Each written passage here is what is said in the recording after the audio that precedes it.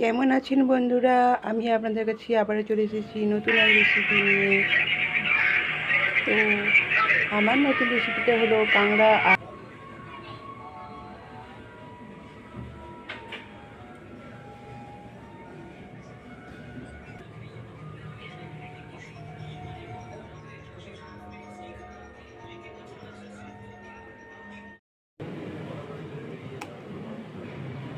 তো কাঁকড়াগুলো ভালো করে আমি বেছে সাইজ করে নিয়েছি।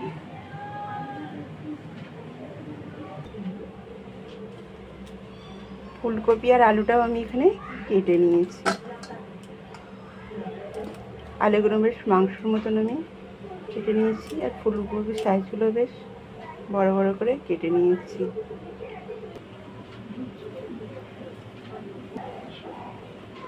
আর হলুদ দিয়ে ভালো করে আমি প্রথমে কাঁকড়াগুলোকে মাখিয়ে নেব।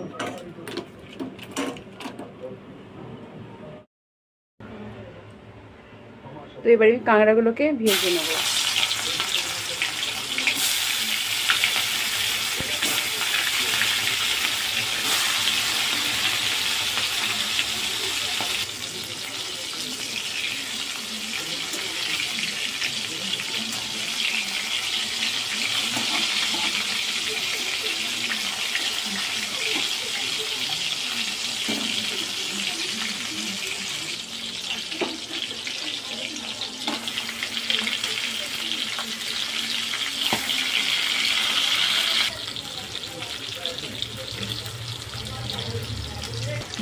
তো কাঁকড়াগুলো আমার ভাজা হয়ে গেছে, এবার আমি তুলে নেব।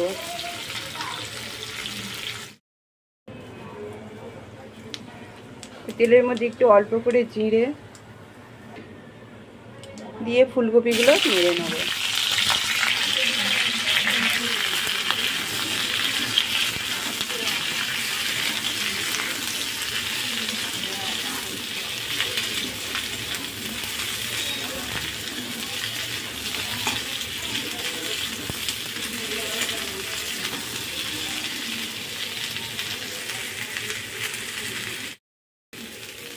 তো কপিটা আমার ভাজা ভাজা হয়ে গেছে, তো এবার আমি তুলে নেব।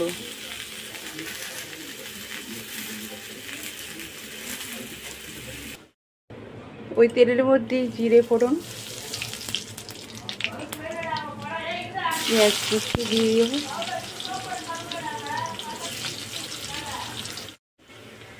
তো পেঁয়াজগুলো আমার ভাজা ভাজা হয়ে এসছে, তো এবার আমি আদা আর রসুন বাটাটা ওর মধ্যে দিয়ে ভালো করে কষিয়ে নেব।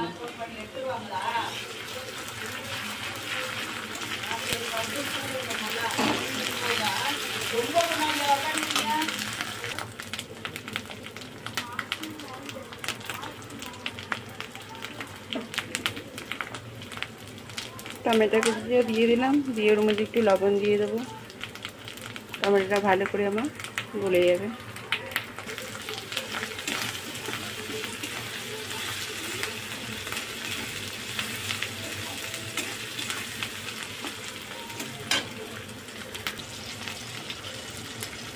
এবার আমি ওর মধ্যে লঙ্কা হলুদ গুঁড়োটা দিয়ে দেবো।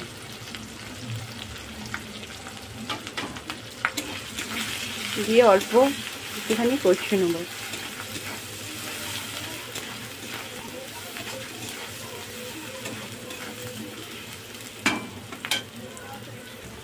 কষানোটা আমার হয়ে গেছে, দেখতে পাচ্ছেন তেল ছেড়ে দিয়েছে।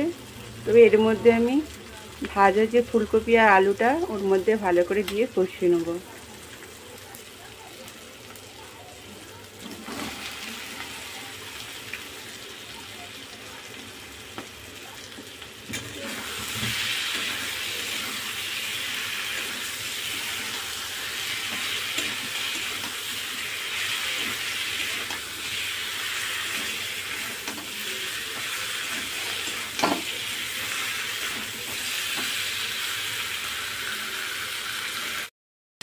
কপিটা আমার ভালো করে কষানো হয়ে গেছে, তো এবার আমি কাঁকড়া ভাজাগুলো ওর মধ্যে দিয়ে এটাকেও ভালো করে কষিয়ে নেব।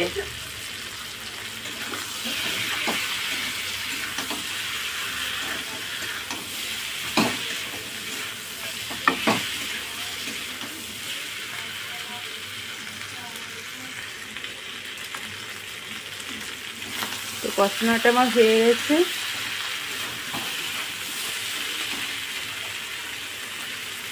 ওর মধ্যে আমি জল ঢেলে দেবো।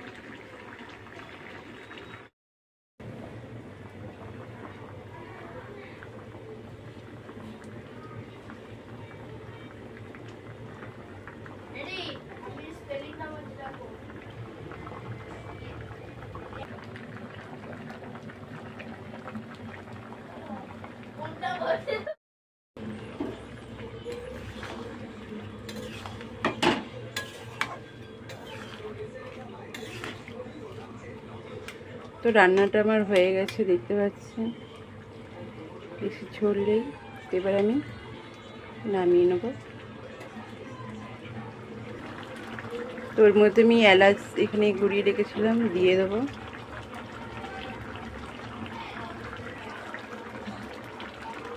আর ধনেপাতা দিয়ে আমি নামিয়ে নেব।